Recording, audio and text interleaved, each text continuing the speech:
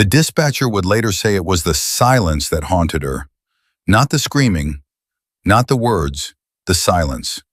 At 2:17 a.m., the call came in. A woman's voice, shaking, breathless, barely contained. "My daughter's trying to kill me." There was a crash in the background, glass shattering, a door slamming. "Ma'am, where are you right now?" the dispatcher asked, voice steady, trained. "In the bedroom. I locked it. She—" A sob cut through the line. "She has something in her hand." Another bang, wood splintering. The dispatcher signaled for officers while keeping her voice calm. "What's your address?" The woman gave it. Then came the whisper that would later be replayed in court. "She said she's going to finish what I started." And then, the line went dead. When police arrived 7 minutes later, the house was quiet. Too quiet. The front door was open. Lights flickered inside. Officer Grant was the first through the threshold. "Police!" he called. No answer. The living room was overturned. Furniture pushed aside. A lamp broken. A trail of blood led down the hallway. Not a lot, but enough. At the end of that hallway, the bedroom door hung off one hinge. Inside, they found Margaret Hill lying motionless on the floor. And sitting beside her, staring blankly at the wall, was her 23-year-old daughter, Alana. Her hands were stained red. The weapon lay a few feet away. Alana didn't resist. She didn't run. She didn't cry. She just said one sentence as officers pulled her to her feet. She said she'd ruin me.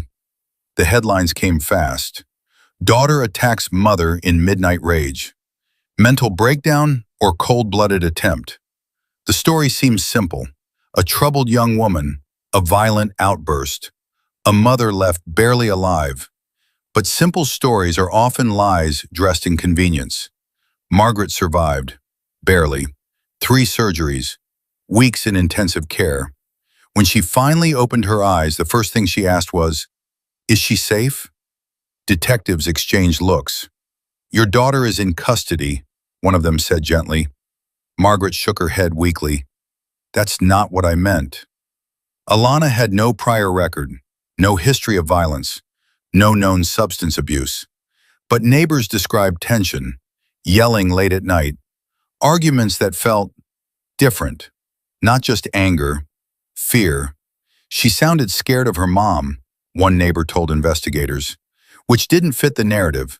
Margaret Hill was a respected school counselor, soft-spoken, community volunteer, the kind of woman who baked casseroles for grieving families, the kind of woman who seemed incapable of cruelty. Alana's public defender requested a psychological evaluation immediately. The prosecution, however, pushed hard. Premeditated, they argued. She locked the doors, disabled the security camera. She knew exactly what she was doing. And on the surface, that was true. The camera had been unplugged, the alarm disarmed. Preparation, intent. But intent doesn't always mean what it appears to mean. In the holding cell, Alana refused to speak for days, until one night she asked for a pen, and she began writing. Page after page, not about the attack, about childhood, about rules, about silence. "Smile in public. Don't contradict me. No one will believe you." The phrases repeated like mantras carved into her memory. Her attorney read the pages slowly. "Alana," he asked carefully, "why didn't you ever tell anyone?" Alana's answer was almost inaudible. "Because she's perfect." The power began to shift during the preliminary hearing. Margaret testified via video, fragile, bandaged, her voice trembling at the right moments. "I don't know what happened to my daughter," she said tearfully. "She just snapped." The jury watched her with sympathy, a devoted mother, betrayed. But then the defense introduced something unexpected. Audio files, hidden recordings, dozens of them, recorded over years. Alana had started documenting conversations after turning 18, not for revenge, for sanity. The courtroom fell silent as the first clip played. Margaret's voice filled the speakers. Calm, controlled. You're nothing without me. A pause. You think anyone would believe you over me? Another clip. If you ever try to leave this house, I'll tell them you attacked me first. Murmurs rippled through the courtroom. Margaret's expression didn't change, but her eyes hardened. The third clip was the one that fractured everything.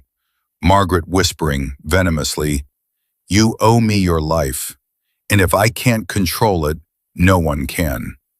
The power shifted completely, not to innocence, not yet, but to doubt. Then came the security system metadata. Though the camera had been unplugged, the cloud service still logged access. And at 2:12 a.m., 5 minutes before the 911 call, someone had manually triggered a panic recording through a hidden backup system. From Margaret's phone, not Alana's. The room stilled. The prosecution objected, but the digital trail was undeniable. Margaret had initiated the recording, which meant she anticipated violence, or provoked it. Under cross-examination, cracks began to show. "Mrs. Hill," the defense attorney asked gently, "isn't it true you threatened to have your daughter committed multiple times?" "I was concerned for her mental health." "Isn't it also true you withdrew money from her savings account without her knowledge?" "That's irrelevant." "And isn't it true you told her, 2 hours before the incident, that you would destroy her reputation if she moved out?" Margaret's composure flickered. "She misunderstood me." The attorney paused. "Or perhaps she believed you." Silence weighed heavily. The final blow came from an unexpected source, Officer Grant, the first responder. He testified that when he entered the home, he heard something faint. Margaret whispering, not for help, but toward Alana. "You didn't go far enough." The courtroom gasped. Margaret shook her head violently. "He's lying!" But the body cam footage confirmed it. Barely audible, but real. "You didn't go far enough." Not fear, not relief. Disappointment. The narrative collapsed. In closing arguments, the defense didn't claim innocence. They claimed survival. "For years," the attorney said, "this young woman lived under psychological captivity. When she finally tried to leave, the threat escalated. What happened that night was not the birth of violence. It was the breaking point of control." The jury deliberated for 11 hours. When they returned, the verdict stunned the nation. Not guilty of attempted murder, guilty of aggravated assault under extreme emotional distress. Mandatory counseling, 5 years probation, no prison. Margaret watched as the gavel struck. For the first time, she looked afraid. Justice, it seemed, had found its balance. Months later, Alana moved into a small apartment across town. Quiet, unadorned, free. She attended therapy, started classes again, learned how to exist without fear shaping her decisions. Reporters stopped calling. The story faded. Until one afternoon, a detective knocked on her door. "There's been a development," he said. Margaret had filed a civil lawsuit, claiming defamation, claiming emotional damage. But that wasn't the development. The development was what police found while reviewing Margaret's digital archives during the civil discovery process. Hundreds of meticulously organized folders, photos, medical notes, school reports, all weaponized, evidence not of love, but of strategy. And buried within those files was something else, a document titled Plan B. The detective looked at Alana carefully. "We think your mother was preparing something bigger," he said. "Bigger than what?" Alana asked. He hesitated. "There are names on the list." "Whose names?" "Other girls." The room seemed to tilt. Other daughters, other families, a pattern forming where no one had thought to look. Justice had been served for Alana, but justice, like truth, often reveals layers. And this story was never just about one mother and one daughter. It was about control, legacy, and how far someone might go to preserve a perfect image. The detective handed her a copy of the file. At the top of the page, beneath the title, One line was written in precise handwriting. If she escapes, replace her. Alana's breath caught, because suddenly the question wasn't what her mother had done. It was how many times she had done it before, and whether someone else was already in danger.